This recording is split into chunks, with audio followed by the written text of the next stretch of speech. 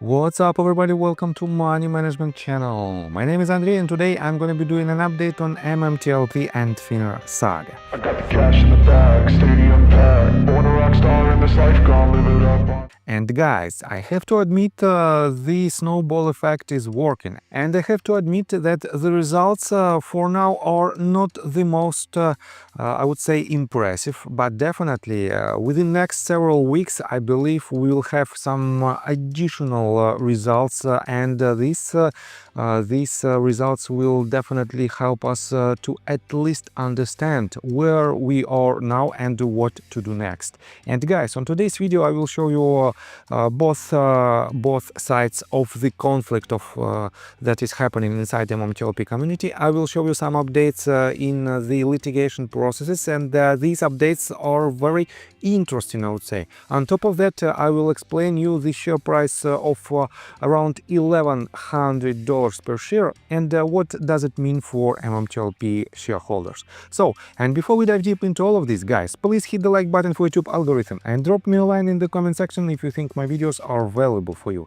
On top of that, if you want to know more about technical analysis, if you want to enhance your trading skills, feel free to subscribe to my YouTube channel and to join my Patreon account. And guys, to be honest, within next couple of weeks I will remove a couple of tiers, low cost tiers. I will add much more perks, much more benefits for the safe haven tier and for the gold tier as well. And it is pretty much your last chance to join my Patreon with just $1 a day. And take a look, let me show you the sneak peek of my recent calls. Just yesterday, as you can see, I made this call on Netflix when the price of this asset was $1.227. It was at 1 a.m. And I told to my patrons that it is a new opportunity to short Netflix. Then, guys, I covered this price action in a live pretty much basis. And right here, I identified 3 price targets for Netflix. And we hit all of them. On top of that, I told to my patrons that they can put their stop loss orders in green and try to ride the trend, because we can hit much lower price targets. And guys, less than 24 hours before this call, I made another call, and it was a call on GME. Take a look right here. Wait a second, I will show you first of all the exact call. It was made on June the 10th. And it was a short put butterfly. You can see that within just several days it became profitable, and it was about 10% profit on the initial investment. This means, guys, 2 out of 2 successful calls within just a couple of days, and that is why you can rely on my technical analysis and you can join my Patreon for the low prices, at least for now. So guys, and let's begin today's video with this tweet that was written by Rob Carter just several days ago on June the 20th. And he wrote it in response to the interview that John Bird gave him basically the day prior on June 19th, where he explains his point of view in regards to the MMTLP story. And guys, there is a lot of misunderstandings in this podcast, because well, Rob Carter is the person who just want to attract more attention to this problem. And let me quote you what did he write. MMTLP army, there seem to be critics on your plight. If there's naysayers want to debate on my show, I will make it happen. My initial impression leads me to wonder who is against transparency. MMTLP advocate versus social media critics. Debate is good for truth. It's the American way. Do citizens have the right to petition their government? Do elected representatives have an obligation to address allegations of fraudulent activity in our capital markets? Is accountability worth public debate and discussion? It appears 900 plus days later, no resolution for MMTLP investors. Very interesting story. MMTLP and our government should be harassing this out publicly. If all true, the situation must be addressed. And there is a lot of comments under this tweet, and I have to admit that we have both sides of the community right here. Rob Carter tagged Squatch in order to invite him to his podcast. S1 Express wrote this: I'm sure Ramen Soups would love to come on your show and debate the MMTLP situation. And Rob Carter wrote, send your information to his email. Paul T wrote this: Rob, thank you so much for being an advocate and a friend of the MMTLP army. So, Puzzled Raccoon invited Tom Slocum for Texas. And guys, I have to admit that for me it is quite interesting, but the people from the other side of MMTLP community, from Ramen Soup side, Samantha and others, who are blaming John Bird and C-level executives, they don't want to be a part of this potential podcast. And well, for me, I have to admit that it is quite interesting position, but in my opinion, if they have all the documents and if they know that they are right in this story, why wouldn't they why wouldn't they accept this invitation? In my opinion, it is quite shady, again, from the other side of the community. And guys, as usual, I have a lot of comments under my videos, and I have a lot of DMs, and some people are well, some people think that I'm paid chill and I cover only one side of this story. But guys, I have to admit that I am completely unbiased. You know that I don't have any MMTLP shares. That is why I can see this entire story outside of the box. And let me clarify some details. Some people might think that I'm blaming John Burda because of his actions. No, I don't do this. I have to admit that I have just two questions to John Burda. Question number one: we know that he sold some of his shares back in November of 2022, and it is totally okay to sell someone's, basically his own shares for whatever reasons. But guys, the only problem with this process is the following: why at the same time he was promoting the MMTLP shares to potential new MMTLP shareholders, and why he didn't admit that he is selling his shares. This is the question number one. Question number two: he was in charge, he basically was the CEO of TRCH, and we know that the Orogrande Basin, the leases, the UL contract basically wasn't paid for. He hasn't paid for this contract for about 5 years. Let's put it this way. If he didn't pay for this, this means he knew that there is no oil inside this prospect, and in this case he knew that the intrinsic value of NextBridge hydrocarbons and MMTLP was lower than the share price.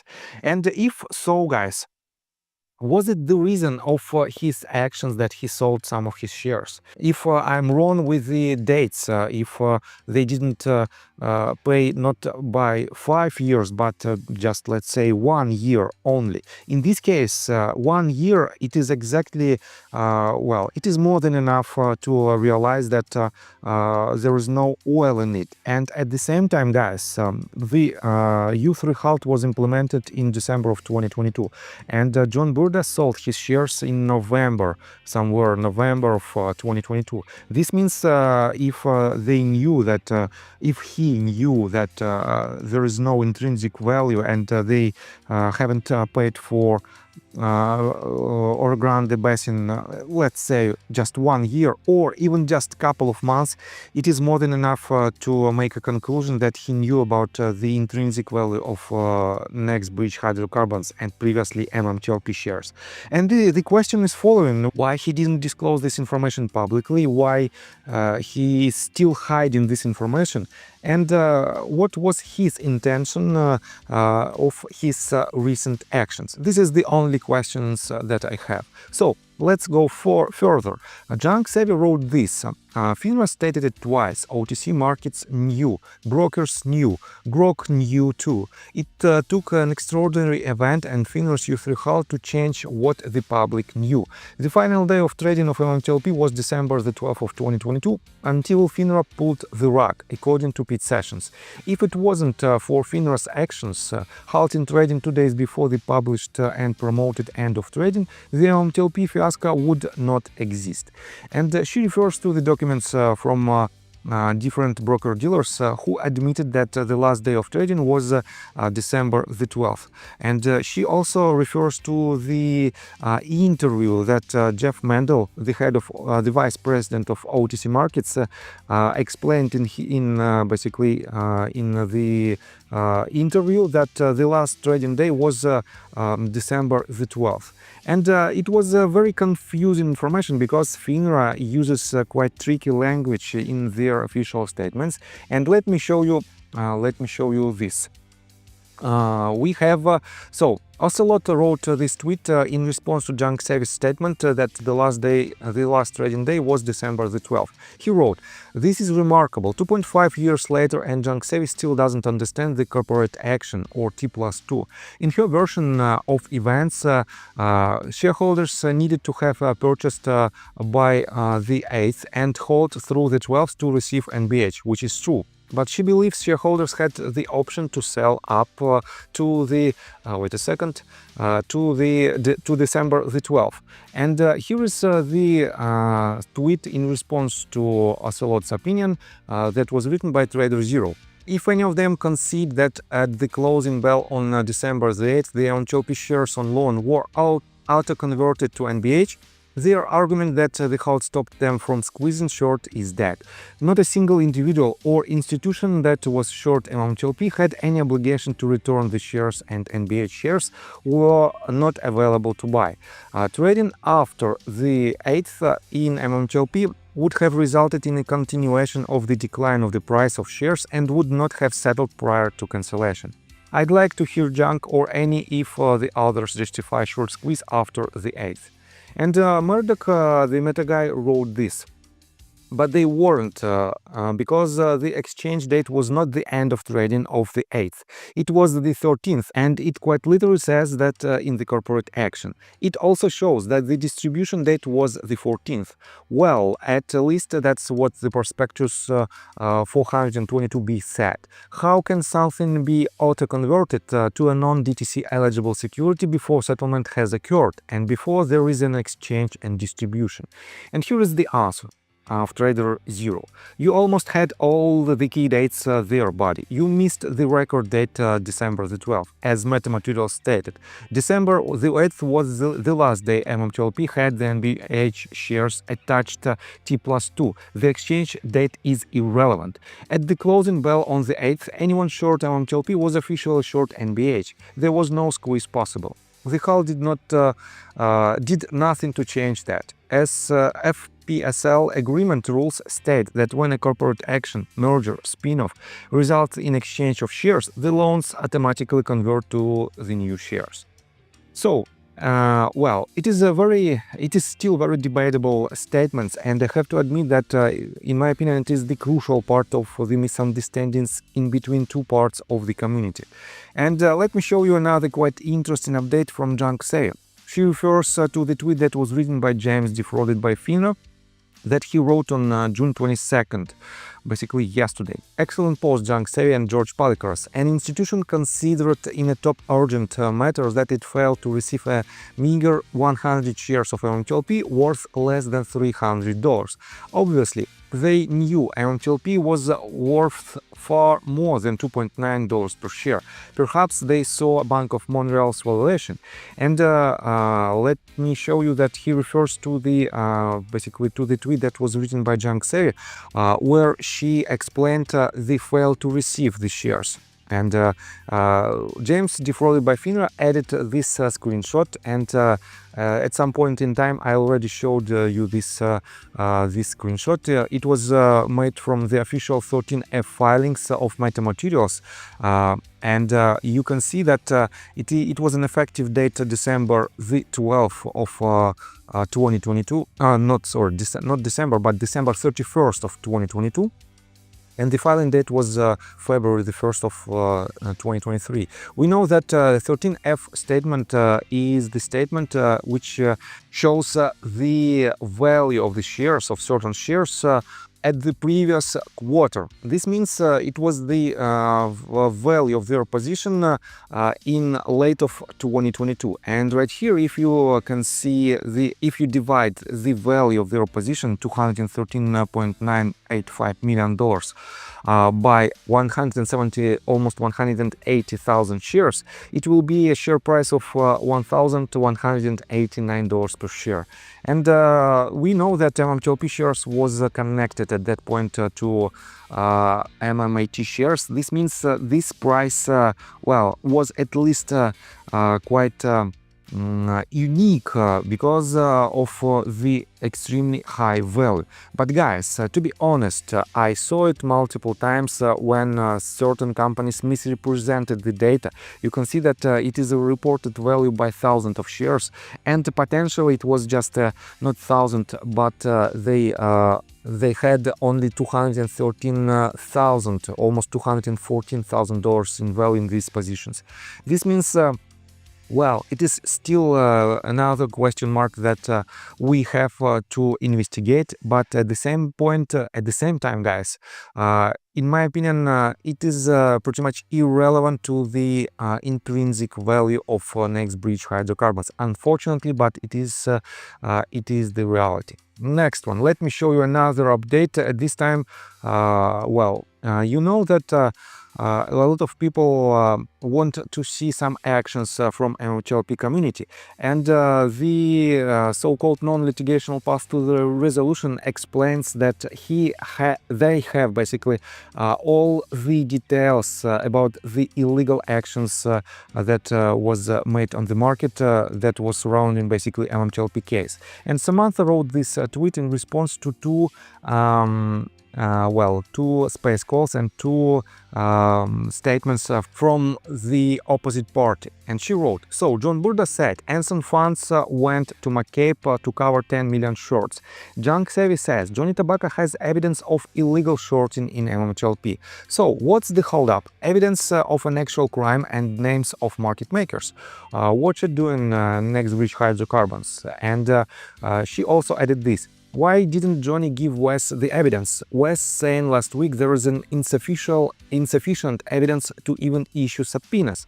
And guys, I have to admit that if someone knows some information, and we know that potential Junk Savvy was connected to MMTLP, to the company itself, to Metamaterials, because she explained it. Wait a second, probably somewhere here you can find her statement in Samantha's Twitter account that she was connected to. Well, I will show you some a little bit later. She was connected to Next Bridge Hydrocarbons, and she is working for Next Bridge Hydrocarbons. And right here you can see that we have an update from Scott Trott in regards to the Wes Christian's lawsuit against him. Wait a second. It is not here. It is right here. So Scott Trott wrote this. Tomorrow it's a game on Harris County Courthouse, Texas, as Wes Christian takes on yours truly in my motion to dismiss his defamation suit against me. Wes has some serious legal issues, and as some of you might find somewhat disturbing, he stated in June 16th of 2025 affidavit submitted by his lawyer that he, lawyers and investigators went nowhere with investigating MMAT and MMTLP. As he stated, they couldn't find any evidence of market manipulation. Of course, he contradicted by his own words, stating that MMAT and MMTLP could be the motherlode of short shares a year ago, and he apparently never talked to John Burda, despite Burda hiring him for flamethrower, which was supposed to get to the bottom of all the fraud. Who knew there were 10 million short shares held by Anson funds, while Wes's investigators were apparently tripping each other with their vision-impaired cans of being savaged by seeing-eyed dogs, etc., etc. And then suddenly in October of 2024, Wes found 52 million spoofs in TRCH and 94 million spoofs in MMAT, but nothing in MMTLP. Yeah, tomorrow is not an evidentiary day, but a hearing on the law. My counsel have argued that Wes is a public figure and therefore he can't complain when he gets picked apart. I stand by every statement I have made, by the way. The TCPA should cover that. Finally, Wes and the MMAT bankruptcy trustee have never disclosed who provided $11 million to Wes to fund the MMAT bankruptcy. I emailed them both, and they won't answer. Talk about counterparty risk. So stay tuned, kids. Win or lose this little sideshow to the MMTLP fiasco will have central stage tomorrow in Houston. And Marcus responded to this. Oh yes, the old motherlode that only appears when it's convenient. And he added the video where Wes Christian told it about the GTII, or I don't know what was the company. Probably it was even MMTLP.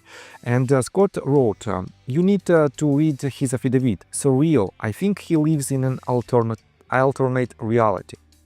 Southern Oracle wrote, I'm pretty confident you will be vindicated. You got a countersuit from him wasting your time. And Scott responded, sanctions and attorney fees if it gets dismissed. Next one, he answered to the Rob Carter statement about the critics of his position, and he wrote this. No, McCabe reported multiples of 2.65 million shares was sought by a company to cover their short positions. Then he would not disclose. It took Burda to announce it on June 15th, 2025. So much for McCabe's transparency. It violated SEC material event disclosure rules from him not to reveal it. And yes, another question mark to Greg McCabe about his position. And I have to say that, well, it is still one of the trickiest cases that I've ever seen. And I have to admit that, well, to be honest, I'm a bit tired about all this story, and I will definitely do my best in order to help you to see the resolution. But guys, if the resolution will not satisfy you, who will the next victim of your community? Will you attack me because I am disclosing this information from both sides of the community, or will it be someone else? Well, time will tell, but I'm still here and I will help you no matter what. See you in the next video. Bye! I got the cash in the bag, stadium packed. Born a rock star in this life, gonna live it up on the attack. Baby, I'm bad, I just wanna get caught up in this life. I'm crazy, I'm mad, doing no cap. Only God wants you.